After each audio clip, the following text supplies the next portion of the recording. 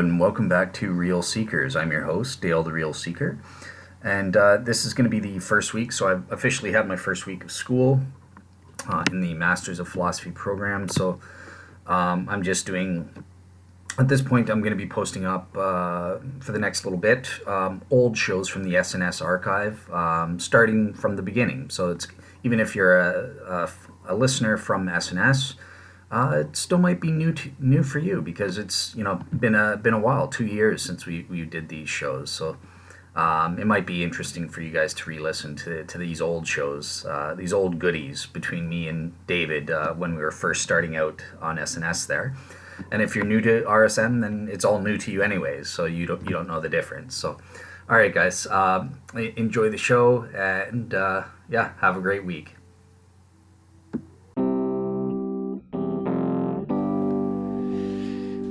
Hello, and welcome to episode 4 of Skeptics and Seekers. I'm one of your hosts, David the Skeptic, and I'm joined by... Yep, I'm Dale. I'm representing the Seeker or Christian side.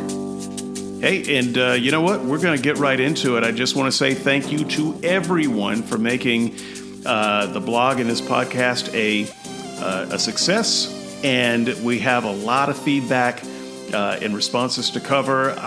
Yesterday as we record this, on the Unbelievable discussion board, I invited people to just jump in, and I let them know what we're going to talk about and give us your comments and let us know how you would argue this position, how you would help Dale out, how you would help me out, and you responded in a big way. So we're going to read through a lot of that and interact with that. We can't get to it all, and a lot of it we truncate it and used a few sentences here and there, maybe a paragraph here and there. None of it represents all of what anyone had to say. But I want to thank everyone for doing that, and also for those who left feedback at skepticsandseekers.wordpress.com. Thank you so much for that. We'll be reading that feedback off later in the show. You can also get in touch with us via skepticsandseekers@gmail.com. And with that, it's time to talk about evil God. Ready, Dale? I'm ready. Okay, so this was a topic that I initiated a few weeks ago, and Dale responded to. Will be so. If you're hearing this podcast right now, and you obviously are, you can go to the blog skepticsandseekers.wordpress.com, and you can read the write-up. So this conversation is a follow-up of that write-up. Here is the evil God dilemma in brief. And for more of an explanation, I just invite you to read the blog. But just in brief, based on my moral instincts, on my most honest appraisal, the God of the Bible is evil. And so even if I were to come to faith that this God is real, I would no longer be an atheist, but I would still think that he was evil. And so the question to my interlocutor is, what should I do?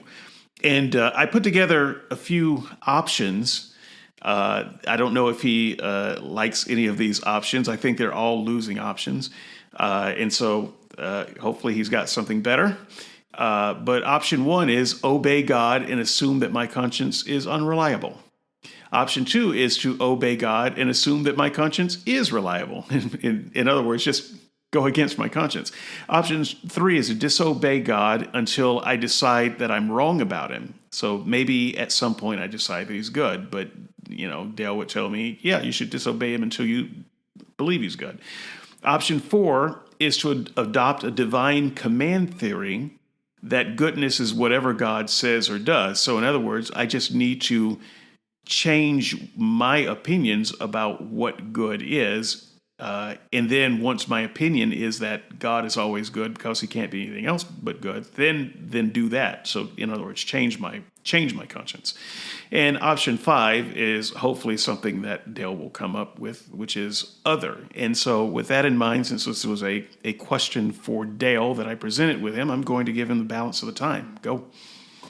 Okay, so I think that Out of your options, I didn't categorize it this way, but I guess I would say not that you. I think that you should take number three.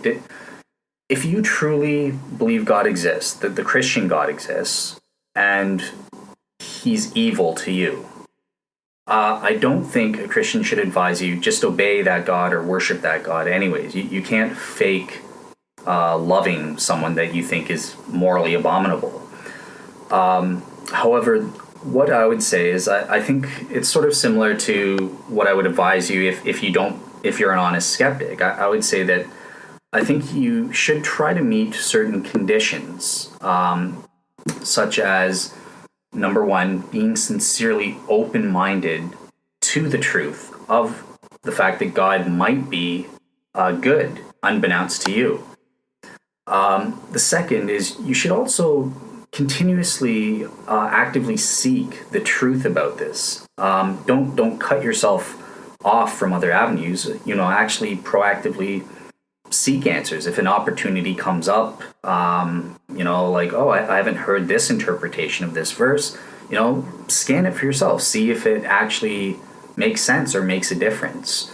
And finally, once you achieve that change, if you find that answer, you should be willing at that point to trust and to, place your faith in that God. Okay, yes, you really are a good God. I never understood that. I didn't have the full context as to what these particular problematic Bible verses were trying to say. So are these a set of necessary and sufficient conditions that, once achieved, God is necessarily obligated to reveal the truth to you? I don't think I would go that far, but I would say that these are definitely a set of conditions that could lead God to revealing himself to you. And therefore, you shouldn't cut yourself off from fulfilling these obligations. I'll pass it back to David for the counter there. Okay, so correct me if I'm wrong. You're saying that if I do all of the things that you suggest I should do, that God still may find it sufficient in his will not to reveal his goodness to me. Is that correct? It's possible. There could be additional conditions.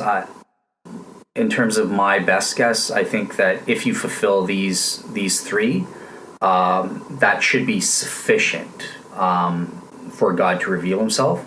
But it could be that there needs to be something else, because I myself said that, for example, I met these three conditions a year ago.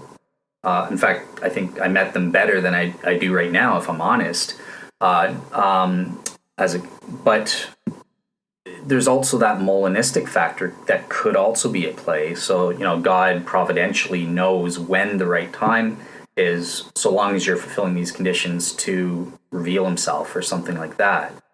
Okay, but last week you did suggest that God would definitely reveal himself before the consequences of disbelief came to be. Yeah. So you must then be saying that if I do these things, and continue to do them, then at some point God must reveal himself. Is that true or not? Yeah, I think so. Okay, so I want to push back on at least one of those things, and I might have to get you to give me that list again. But so one of the things that you wrote in your article is that when I said I don't think that I could ever think of God as a moral being, you suggested that might be a bit hard-hearted and stubborn, and so that idea might be keeping God from ever revealing himself. The fact that I think he's evil and that I don't think that there's anything that he could do to convince me would be keeping him from then trying to convince me. Did I understand that correct? Yeah, I think that Okay. you should. Okay. Yeah. So I don't know how to defeat that, and that may just be an impasse, because I think he's evil, and I don't think that you can convince me otherwise based on the reasons why I think he's evil. Would you care to know why I think he's evil? I do. But first, okay, actually, no. Yes, I would. Go ahead. Okay. As I wrote in the article, I used the sacrifice, the sacrificial atonement, as an example of why I think he's evil. Now, I don't think it's the only reason. I just think it's reason enough. So I believe that human sacrifice, or the sacrifice of any sentient being for that matter, is an evil thing, because the idea is that you're taking an innocent person and you are killing them so that you can forgive a guilty person. And I think that sort of thing is barbaric and wrong every time, under every situation. And it does not matter if you say, well, but Jesus volunteered. Because the fact that he needed to volunteer, the fact that this is the rule for forgiveness, that in itself is evil. And what we learn in the New Testament is that there can be no forgiveness without blood. That is a fundamental rule of forgiveness in the moral economy of the God of the Bible. And so, because that is true, I don't think that we can ever get around my notion that I think he's evil, unless you say, no, the sacrifice is all a lie, and that there was no sacrifice. As long as we're talking about a sacrifice of an innocent person for the a redemption of a guilty person, because there can be no forgiveness without blood, that is an unredeemable evil stance that I can't think around.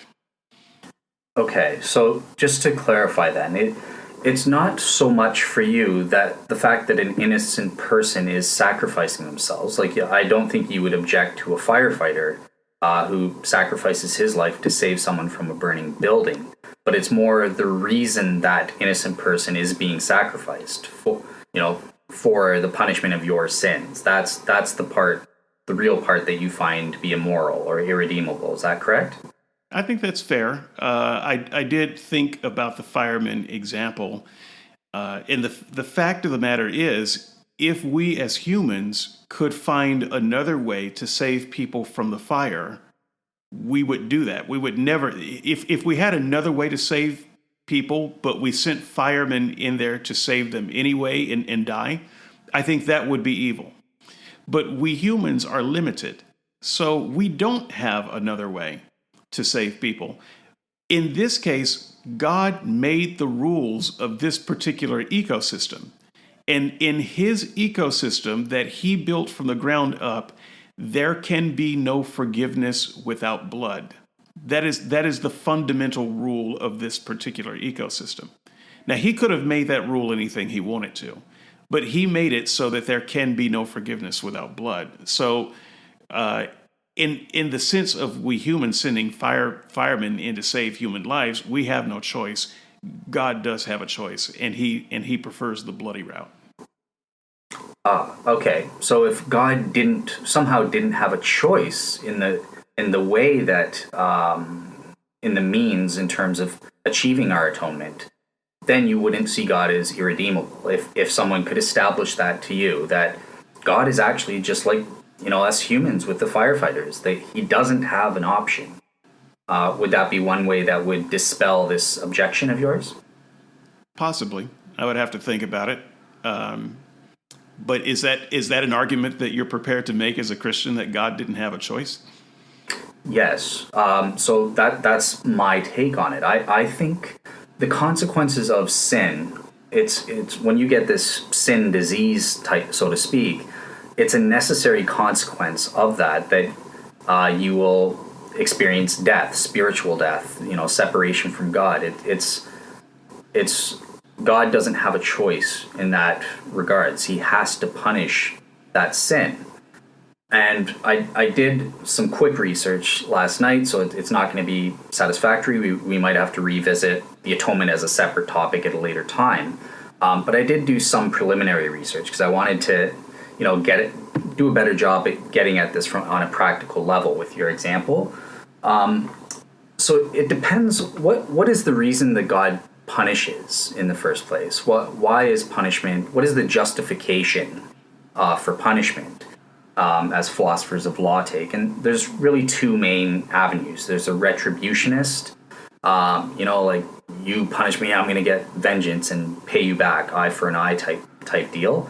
And then there's a consequentialist view, and I lean more towards the latter.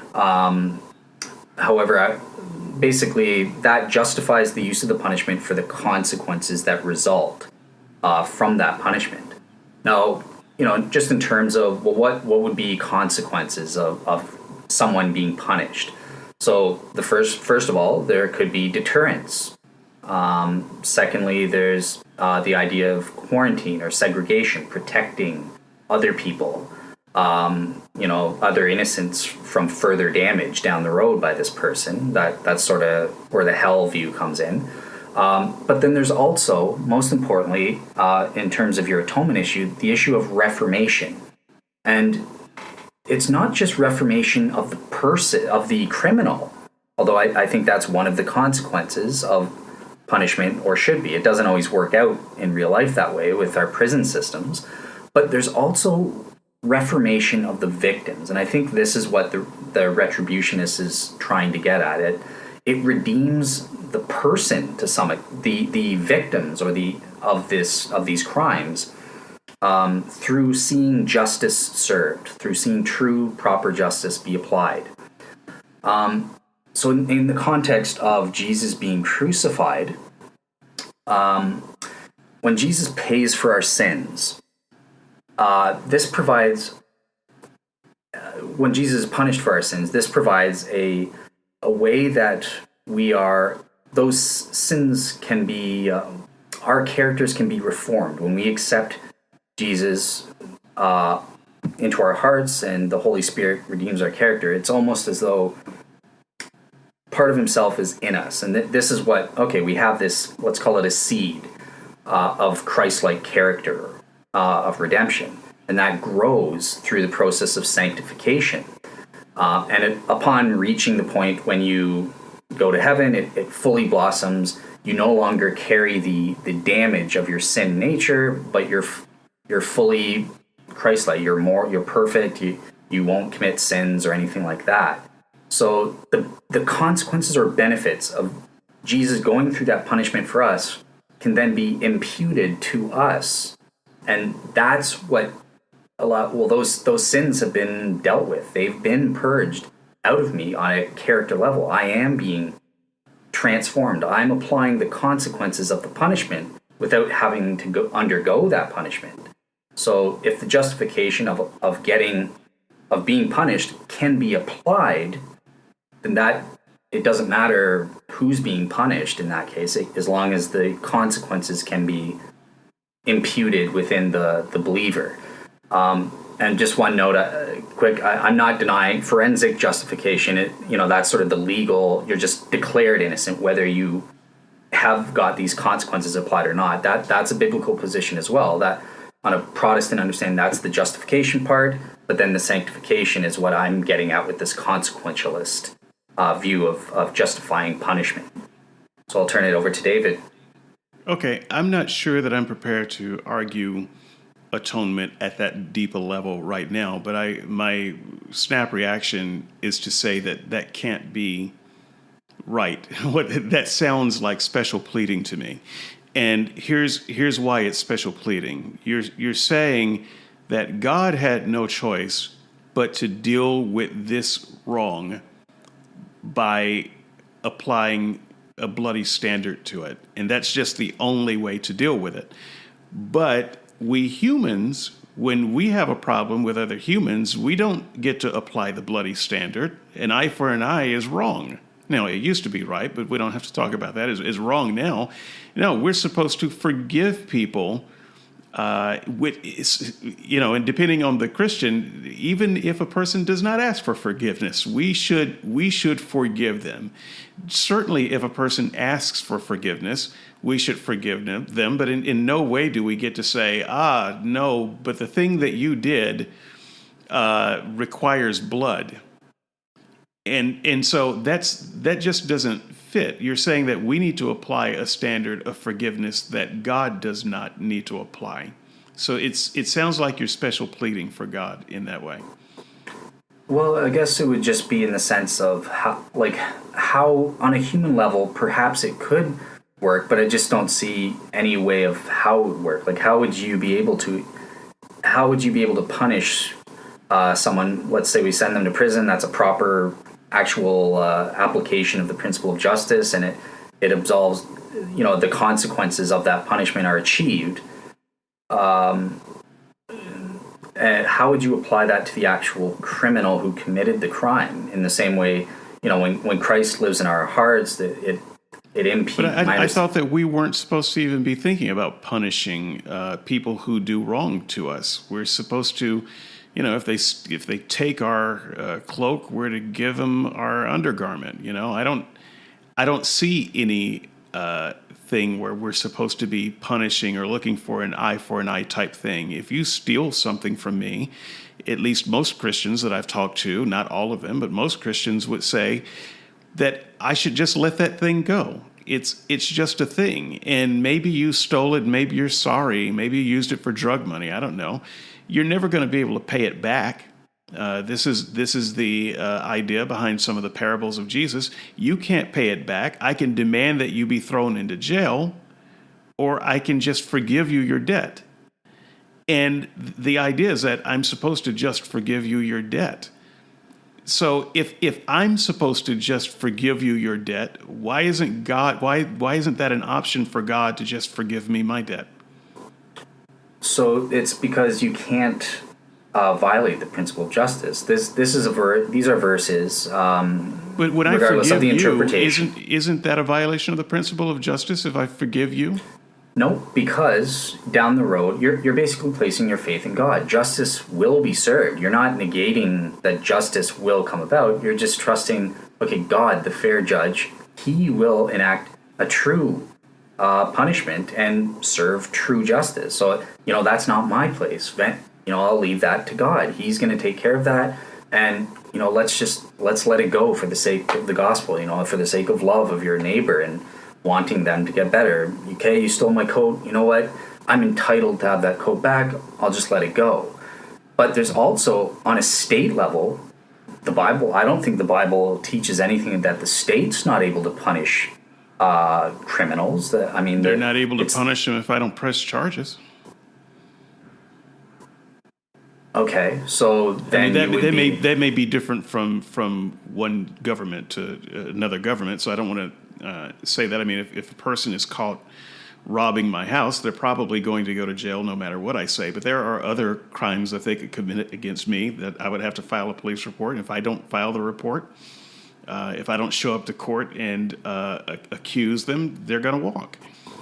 Yeah, so that's the way the government that we have is set up to administer its biblical role of providing for law and order. It provides those means, but that doesn't mean he's getting off the hook. He will be punished by God eventually. So as a Christian, Really? you can say, so well, that is not an understanding that I've had. So that's a new idea. Are you saying this criminal becomes a Christian, or are we just assuming he dies as a non-believer or non-skeptic? This criminal may already be a Christian. So let's just say he's already a Christian, but he still committed a crime. Yep. Okay, so then I have had my house robbed by Christians. Just so you know, I've had a home burglary. I know who did it. They were Christians. Okay, let's avoid distinctions between true Christians and that sort of thing, because it's hard to imagine that a true Christian would do such a blatant, deliberate sin without.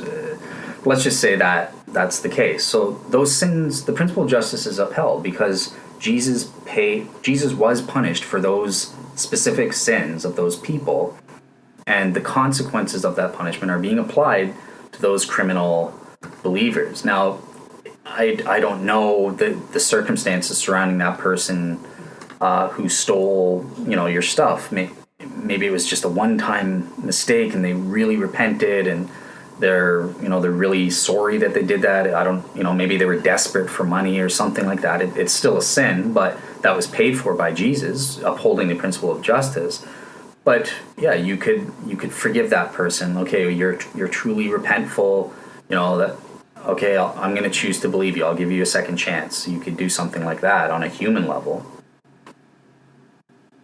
Okay, so just so this doesn't become the atonement show, I don't want to lose sight of the fact that I used this as an example for why I could never think of God as anything less than evil. There's nothing that you've said right now that's changed my mind there. I still think this atonement scheme is evil, and it seems more evil the more you talk about it. But before I let you go on, then just okay, as a short yes or no, and I know there's going to be qualifications. You're allowed to say that, of course. But if I were somehow able to establish for you, and I'm not sure off the top of my head how I would, but let's say it's true that this kind of punishment, death, which is represented by the shedding of blood, is a necessary consequence of having sin, a sinful nature. If that was true, would that help to solve your problem? That, well, God isn't actually irredeemable. He's just like a firefighter. He's got limited options. There's nothing he can do but this, and this is him making the best of a bad situation to save as many people as possible. Well, so I might say yes on that particular issue, but that's then where I would have to go to another issue to show you. But I would never say yes on that particular issue, because okay, I don't think you're describing a real thing where God didn't have any options. For instance, if he really didn't have any options, then he's not God. But God is the programmer, if you will. So forgive me for speaking in terms of programming. God set up the consequences of the failure. So he knew that when the creation program was run, that failure was a possibility. He set up the consequences of what that failure would look like. And he could have set up that consequence any way he wanted to. In other words, the universe did not have to fall as a result of humans eating an apple or whatever they ate. That's simply a choice that the programmer made. So he doesn't get off the hook by saying, well, that's just the way the program is. No, you wrote the program. So I don't see an option where you could actually get God off the hook for that. And as a result, I can never think of God as having no other option. And so human sacrifice is just going to always be wrong, even if I lose the philosophical argument completely. At a practical level, at the end of the day, human sacrifice is still going to be wrong to me. You're never going to be able to argue me around that point. And I think that if you could, I would have to question my own ethical center. And my ethical center right now is pretty grounded in that. Okay, so yeah, I hear what you're saying, and I do think you're right in that sense, at that level, that God did have a choice. I think the world that we live in is what some philosophers call the best of all possible worlds, logically possible worlds. But actually, that's not what I believe. I think there's at least two best possible worlds. One where God doesn't create and just exists alone, and the one that we currently occupy, where as many people as possible freely choose to be saved and that sort of thing. So couldn't God have just avoided this whole need for sacrifice and the fall by just existing alone?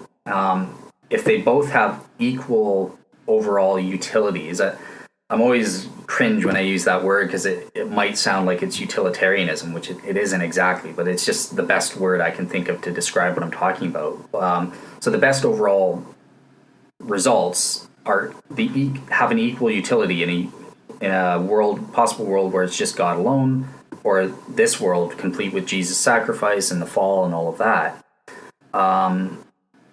The only reason that God creates is for our benefit. It was truly a free will choice. I don't think you can establish if the overall utility of this world, complete with the fall and all of the crucifixion and all of that horrible stuff is as good as a world in which God exists alone, then morally you can't say God is irredeemable for creating that world, because overall the good outweighs the evil to such an extent that it's the same utility value of a world where God exists. I can't prove that. There's another option though, Dale, which is that God could have created a universe where only the elect existed. So you didn't have to. Let's just make up some numbers for easy discussion. Let's say that 20% of everyone that he ever made is a part of the elect, and 80% is a part of the lost. And that's what he knew from the beginning. He could have just avoided the 80%. He could have made the elect. They still had free will, but they were the people that were always going to choose to do the right thing. And so he could have made a universe where there was only the elect.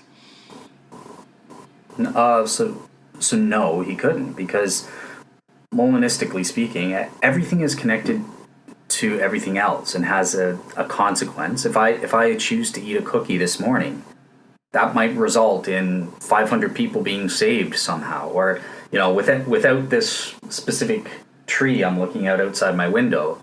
If God created a world in which that tree didn't exist, how do you know more or less people would be saved? It's just, I take it on faith that I can't prove this, but it's an equal possibility that the universe we exist in is the best one of all the created worlds. It's the one that results in as many. If what you're saying is the only way that the 20% could be saved is for there to be an 80% created that would be lost, I would still say that's evil. So you're not actually creating a scenario where I would think that God was less evil. Well, let's say there's a possible world in which God only creates 6 people, but all 6 of them are saved. Is that a better possible world than the world in which we live in which, 2 million souls are saved, but it also includes, Jesus having to die for our sins, and also includes the fall and all the wars and all of that stuff? I don't think you can establish that a world with 6 saved and 0 damned souls is better than the world in which we live, where there's 2 million saved. Or no, okay. Well, how do you prove that? I don't know that I can prove that, but I can tell you about my moral instinct. My moral instinct is that this world where there's 6 people saved and no people lost is better than a world where 6 billion are saved and 1 person is lost. So you can make the numbers as lopsided as you want to justify that 1 person being lost, though. I think that's a moral choice that when God makes that choice, I suggest that is a moral evil, and we can never get around that, because I'm never going to change my mind that is evil. And so, bringing us around to the conversation, that is the point of all of this. It is not fair to say that I'm being hard-hearted. I'm not being hard-hearted. I'm answering the call of my moral conscience, and my conscience tells me that is evil. And so, unless you, I don't know, maybe you give me a lobotomy, and then I don't think it's evil anymore. But as long as I think that's evil, then my choice is to follow this evil God that I think is evil, or not follow this evil God. So I was tempted for a second to say, well, like, how do you know that, based on our conversation last week? But how do you know that? Is that a properly basic belief from your moral conscience? You just know this isn't the case, but actually, we don't even need to. But it's not. It's not a properly basic belief at all. It is the belief that I have based on the size brain I have, the function of the brain I have, the environment and culture that I was raised in. All of these things play a part in that, and so that is what makes up my conscience. Okay, so if you let me finish, I was just going to say that question isn't relevant to what your article about, because your article is just about however you get that psychological certainty or psychological predisposition that this is evil. Okay, well you've got that psychological state, whether it's wrong, right or wrong. I was leading somewhere, but I've forgotten what point I was trying to make. Well, see if you can Yeah. think about it. I said just in passing, you could give me a lobotomy. Actually, I want to take a look at that as a serious option. God could give me a lobotomy. If my brain is functioning improperly so that I do not, in fact, understand what is good and bad, he could fix that so that I did understand what is good and bad, and then I would be able to make a proper decision. But if my problem is that my brain is malfunctioning, I still can't be held accountable for thinking that God is evil, because that is my brain. And if God doesn't want to fix that because I don't have some other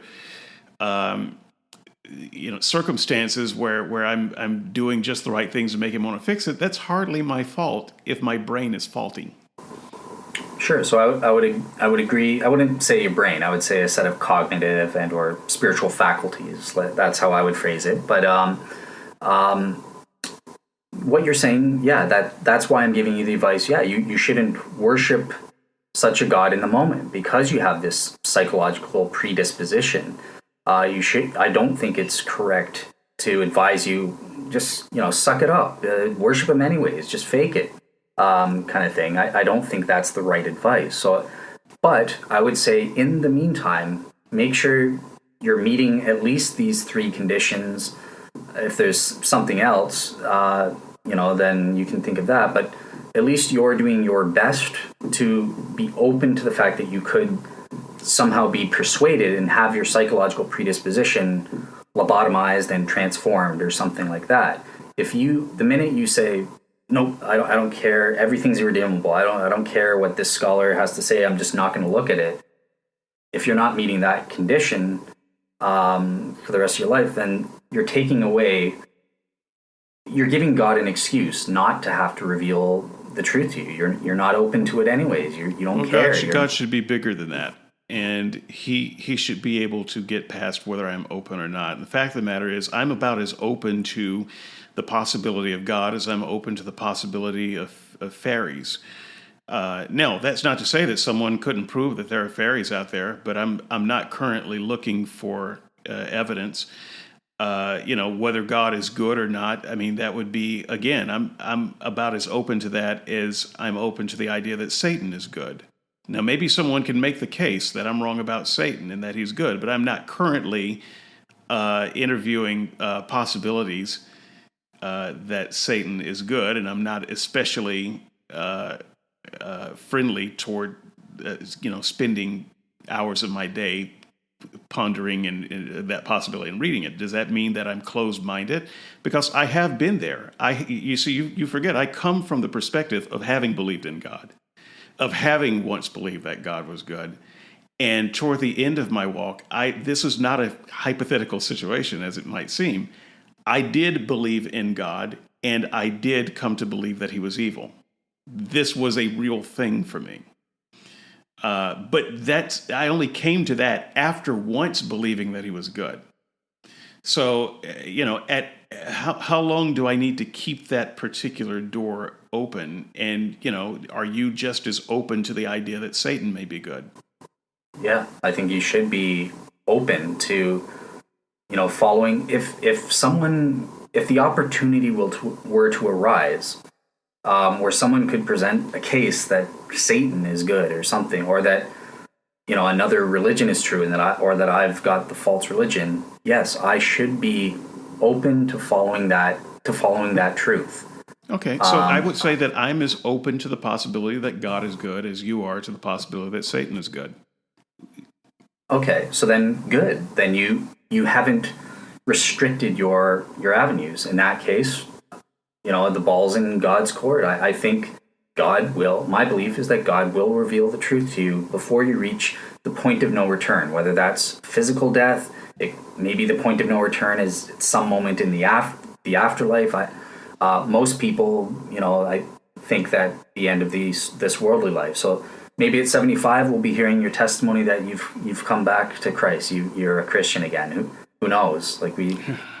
Just make sure you maintain those conditions until that time, and then the ball's in God's court. Look, we're at near the 40-minute mark, I think, and unless half of this gets edited out somehow, and I hope it does not. Now, I've got at least another 20 minutes on this subject that I could talk about, or I could take it to the listener feedback and the audience participation. So which is it going to be? Audience participation for the win. Okay. So we did invite the audience to get in here, and it could be that they have something to say that is more intelligent than anything that we would have said anyway. I want to start with Val because Val is a pure philosopher, and he's very clever. Is that your way of saying he's a know-it-all? Well, he's cleverer than both of us put together. That's true. Yeah. And so he had a lot to say here, so I'm not even going to begin to try to read everything that he had to say. But he did have a take that made me, that tried to take me to task just purely philosophically and give me a way of thinking about following an evil God in a way that it still wouldn't be wrong. So if you don't mind, I'll go ahead and read that out unless you want to. Sure. I think I can read it out for you if you want. I think we just so Val basically says, is it more morally heroic, the good choice, to choose non-existence? Not necessarily, in his opinion. As a being from which moral understanding and value arises, you are a way in which good manifests in reality. It's certainly not manifesting in an evil God. So your existence is a way of maintaining good in existence, even if it means pledging fealty to an evil God to be allowed to continue to exist. So long as your thoughts are still your own, and you nonetheless continue to know the good, then you are at least preserving the good to a degree that would not be manifest if you chose annihilation as an option. Further, you'd be bringing knowledge of the good into a place, God's realm, where it seems sorely needed. And he's done. Okay. So let me just say, Val, it's a very interesting idea. There are a lot of caveats to make this idea work. And so the problem, and I will just jump down to Tara, who was responding to Val when she said, Val's thought experiment is irrelevant. You cannot tell a white lie to an all-knowing God. Pascal's wager is absurd. So just going with the last thing that she said there, I fully agree. Pascal's wager is absurd. And so the problem with the Val proposition of accepting eternal life and bringing good into some good in this realm is that you can't sneak it past the gate. Because God, the God of the Bible, the God of Christianity, doesn't just command you to obey. The God of Christianity commands you to love. And so presuming that he has some mechanism to know whether you are actually loving him completely with all your heart, mind, soul, and strength, then you could never trick him into getting past him. So you could obey him, you could be obsequious, but you couldn't love him. And so I think that in this case, Tara might be right with regard to the Christian God. Now, with regard to some other evil God, maybe Val would be right here. Go ahead. All I was going to say is I'm a little bit concerned that me and Tara are in 100% agreement. That's a rare occurrence. You think you're concerned? I lost a night's sleep over it.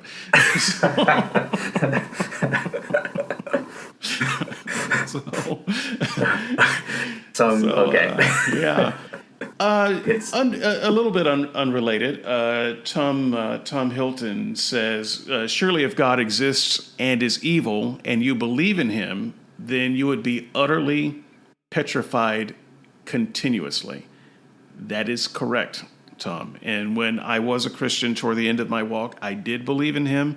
I did come to believe he was evil, and I was utterly petrified continuously. That is a good description of what I was, and that actually extended beyond the point where I realized I didn't believe in this God anymore. The fear doesn't go away just because you no longer consciously believe. So that said, take us to Dark Journey's comments, if you will, because Dark Journey gave us 2 comments that are worth looking at. All right. So Dark Journey says, even given the seeming fact that every Calvinist believes they are ironically one of the elect, it still does not deal with the paradox. There does exist the non-elect, and their belief about the existence of God is irrelevant to their fate. What is the difference to them between a good God and an evil God?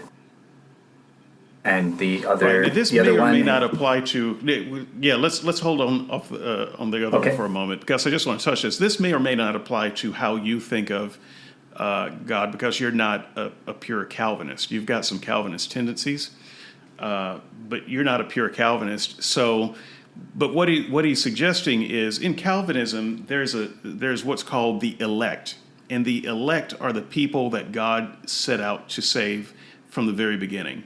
So even before he created anyone, he knew exactly who was going to be saved and who was going to be lost. He created everybody, but only those who were going to be saved from the beginning, the elect, those are the only people that will be saved.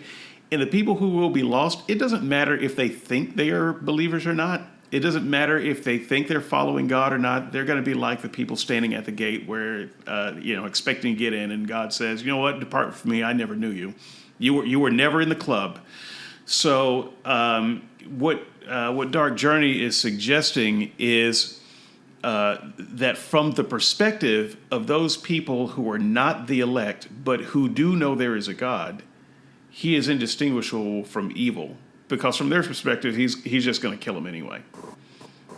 Yeah, I think I personally, I know some of my Calvinist friends are probably going to be, ripping their hair out, but I think I agree with Dark Journey that the Calvinist God seriously, just seems like an evil God to me. I don't think, without the explanation of free will, it's inexplicable to me as to why everyone isn't saved. If the only factors are solely God's prerogative, then I think everyone should be saved. So yeah, I really, as much as people are probably going to, certain Calvinist Christians are going to hate me for saying it, I agree with Dark Journey. I think that the Calvinist God is an evil God, in my opinion.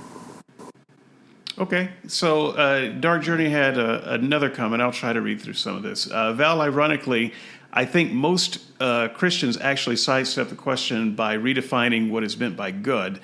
One of the reasons there's so often a chasm between Christians and atheists when discussing morality is that they are often talking about 2 different things. For most non-believers, morality has to do with what is beneficial or pleasurable, or at least not harmful to humans. And for many Christians, especially those of a fundamentalist stripe, the basis of morality had to do with adhering to the desires of God and God's primary desires. He goes on, but I think that's enough to get the point. I would agree there, and I think that some of the difference between you and I in our discussions and our formulation of the good has to do with how we define the good. So, as Dark Journey suggests, I tend to think of good as pro-social behavior, and or beneficial behavior, and I tend to think of bad as antisocial or harmful behavior, and that tends to be how I formulate it. But Christians don't think in those terms. They think in terms of good being the will of God and bad being whatever is not the will of God. It's very hard to agree on what is good when we formulate it so differently. Thoughts? Yeah, I think you more or less characterize it properly. I would say the good is defined by God's nature, Obviously, his will is an expression of that nature. So, yes, it can be, I guess, for me, the ultimate thing with just, because I know your stance on this is that you just take morality at that. It's a brute fact that pro-social behavior is good. Let's not dig any deeper, kind of thing. Let's just take that as brute fact and operate on that basis.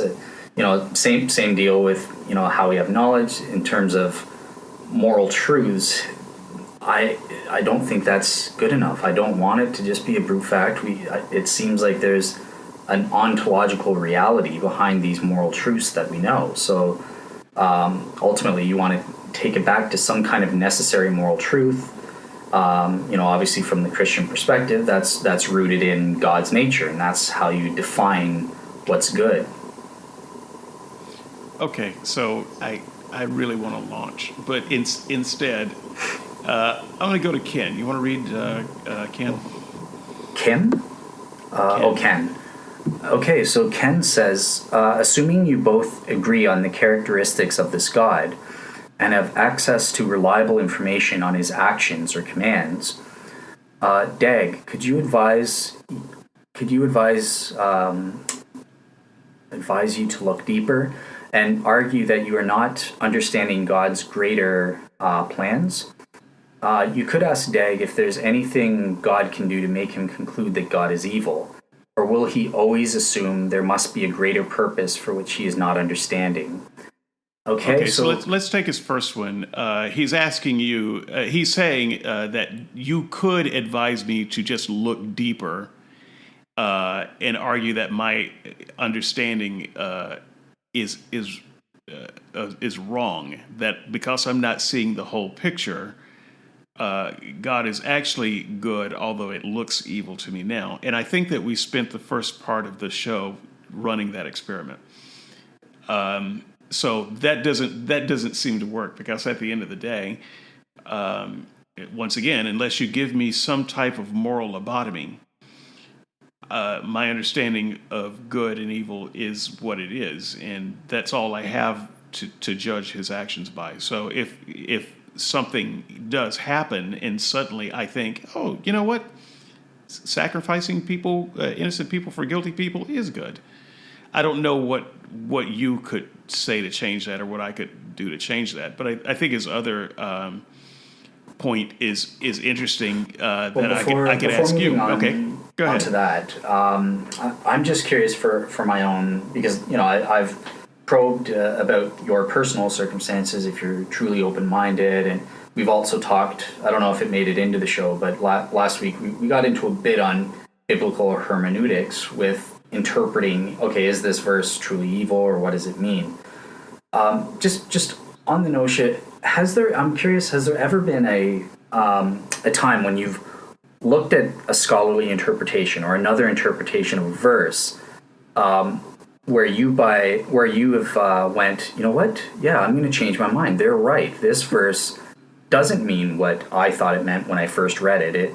This is a valid interpretation that makes better sense and solves, a moral issue where I think God is evil. Has there ever been at least one example where you have been persuaded in your life? Many times. Great. But I can tell you the direction of that, because I started off with a default of God is good all the time. And so it's, as I studied, it went from that to God is evil all the time. And so it didn't happen in one step, but the more I studied, that naive idea of just giving God the benefit of the doubt that no matter what he did, it was good, that faded away. And that's what study did to me. And so it doesn't tend to go the other direction, I don't think, where I see something as immoral, but if I study it long enough, then it becomes moral. Okay, so you don't. I thought you were saying there were many examples of that. No, there are many examples where I've changed my mind based on research.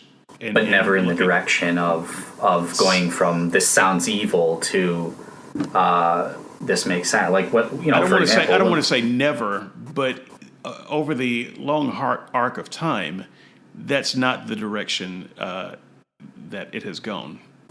Okay. So there may be some instance where I thought something was evil and then changed my mind and decided it wasn't. Cursing would be one example. I used to think that was evil, but only because God said it was evil. And then I decided, even before I stopped being a Christian, that's not actually evil. But Gotcha. that was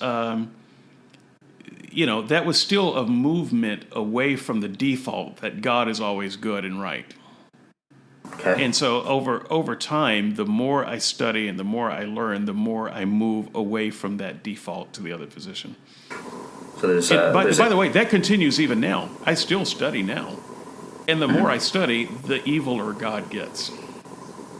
Gotcha. Okay. Yeah, I just wanted to see if there was ever an occasion where you originally thought your immediate impression is, okay, this seems evil, but then somehow by studying further that there was a reversal, and you said, actually, I was wrong on this one. God isn't so evil with this one. Like a case with me is, and I don't want to get into this as a full topic, but everyone knows on the boards, like the Old Testament genocides. That's something that strikes people immediately as, what the heck's going on? But it was through increasing my understanding, I did come across an interpretation that, this makes sense. This could account for why these types of events are in the Bible and God's ordering it, and yet God's still good. So, I could point to that one example as a personal example. A lot of Christians would point to that example. I think Justin Brierley would say exactly the same thing that you would. But I guess I operate a little bit differently there because I assumed that the genocides were good. But as my moral intuitions developed, I began to see them as more evil. Now, I'm as familiar with the apologetics and the exegesis as you are that tries to make them seem different. But those always felt a little bit dishonest to me. I'm not saying they have to feel dishonest to you, but they felt like kind of desperate things that certain Christians would do to try to save the passages and save their faith because those passages were evil to them too. The God of those passages were evil. They wanted to continue believing in that God, and so they changed how they read those passages, and now they're okay. Okay. Yeah, fair enough.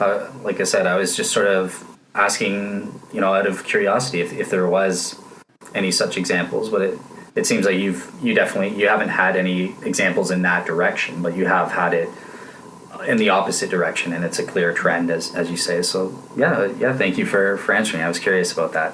No problem. Same. But before we leave Ken and move on to some other feedback, he asks a valid question: is there anything that the God of the Bible could do to make you conclude that he was evil? Yep, he could lie, directly lie. If the Calvinist God is true, I think that would make him evil if not every person is saved. If there's no human dependent factor involved in that equation of salvation, whereby the human, through his free will, places faith and repents from his sins. If it's solely, I know this is going to sound like a mischaracterization, but it's truly how I think it's true as to what the Calvinist position is. If God just zaps you and you're saved, he should do that for every single human being. Another example where I would say is probably evil is, if a torture chamber model of hell is true. I'm not 100% convinced in that regards, but I think it's very probable that would make God evil if the Bible teaches that hell's a true torture chamber in terms of Dante's Inferno or something like that. So those are a few examples that would get me to conclude God is probably evil, or so that's my take. Hope that's helpful, Ken. Yeah, and I think that you won some points with Tara too, so that ought to make you lose some more sleep. So let's jump over to some user feedback. These are people who commented directly under our posts at skepticsandseekers.wordpress.com, and they just went to the latest post and they left a comment there. And I want to start with Joyce, because Joyce had a question directly of you. I'll go ahead and read that. Dale, I'm not familiar with philosophical arguments such as what you presented in part one. I haven't listened to part two, but I'd like to know what you say to Mormon missionaries who come to your door and speak of the confirmation they received through the burning in the bosom. And they say they know for sure that the Book of Mormon is true. How is their experience different from the authentication provided through the Holy Spirit that Christianity is true? I also want to say to the listener, Joyce is a Christian, just so you understand. So she's not asking this from a skeptic's point of view. Dale?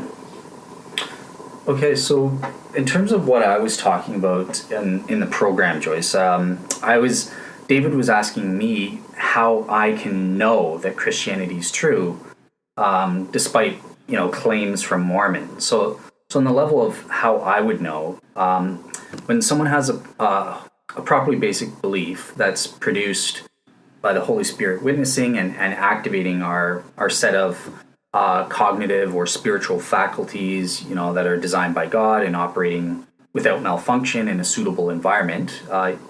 All that stuff's in part two, so when you listen to that, that'll make more sense. I can have knowledge that Christianity is true, despite the fact that somebody else is claiming making a claim they know because they have a burning in the bosom. If I have a warranted true belief to a 100% degree, which expresses itself in the form of an irresistible inclination, similar to Mormons saying they have a burning in the bosom or something like that, nothing changes the fact that I have knowledge in that case. These Mormons, whatever they think they're experiencing, they've deluded themselves. They have an unwarranted false belief, even if they're not aware of the fact that they have that and they're trying to be sincere. Your question is more, how would I show? And I don't think I could. I can't show a Mormon that I have true knowledge. I could, sort of probe them. Well, okay, you have a burning in the bosom. What is that? What, is that a feeling? I could explain to them what knowledge is in terms of a warranted true belief, and sort of, which are you fulfilling these elements and that sort of thing. But yeah, when it's at the level of properly basic beliefs, you can't really show someone that you know something. That there's a distinction in doing that. I think if I were to convert these Mormons, I would need to go down the objective route and get them to maybe question the fact that they're falsely claiming to have knowledge in that respect. So I would just add, because I don't want to comment on that directly. I think Joyce is right to bring up the Mormon burning in the bosom.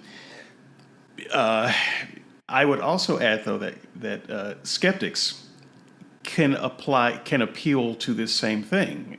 They can say, "Well, look, I have the properly basic belief that there's no God, and I can feel that in my inner parts, and I just know it." So properly basic belief is not just something that Christians can use. And if they want to say, well, it only applies to Christianity and not to other things, I think, again, but one of my favorite words, that special pleading, and you've got to come up with some kind of answer as to why your properly basic belief is right and everyone else's is wrong. Okay, so I would say this. Let's say you claim to have a knowledge that God doesn't exist, and it's a properly basic belief, so it's not derived from any sort of premises or something like that. I would simply go through the warrant. Okay, so you can't appeal to a God who's designed this is a properly basically produced by a set of cognitive faculties or whatever, in a suitable environment, and that are successfully designed and aimed at producing true beliefs. how do you know that? I already know your answer is you don't. You just take things as a brute fact and operate from there. Like you can't establish that you have a warranted true belief under atheism. Like Well, at I least can't establish it any more than you can establish it under Christianity. But I'm just suggesting that it is a sword with edges on both sides and it cuts both ways. Lest we begin arguing that point, though, because they have part one and part two to listen to. but Joyce was bad. She didn't listen to part two, so Let's see what she has to say after listening to part two. Let's see if your answer satisfies her. I can tell you, Joyce, it didn't satisfy me. We have a note from Tony and he was commenting on the strongest versus the weakest argument, Seeker's view. Joyce was commenting on the rebuttal arguments. To be honest, I think Christianity is right about the bad news in many ways. However, I think their explanation for the bad news is wrong, and therefore I don't believe Christianity is the answer.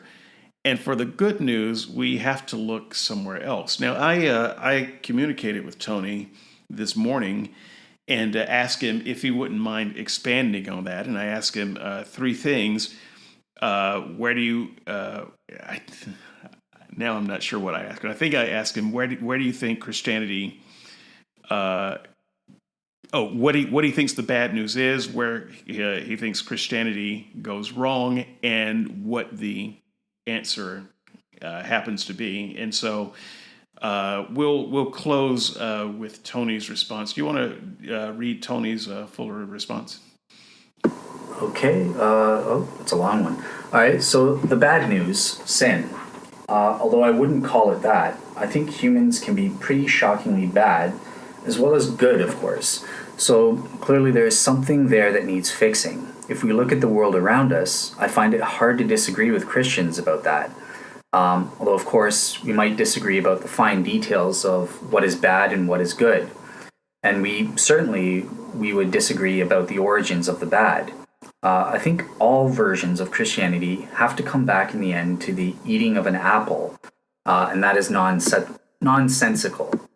So what do the Christians get wrong about the solution?